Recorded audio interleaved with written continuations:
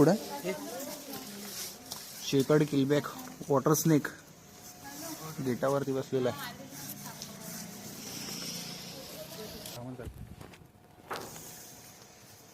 कर ना हँडल करणार काही घ्या ना स्मूथ आहे एकदम.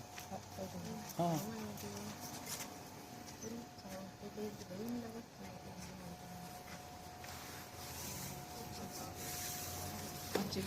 चेकड पांदिवळा आधी साप आहे आता. हा चेकड किलबॅक म्हणतात इंग्लिश मध्ये.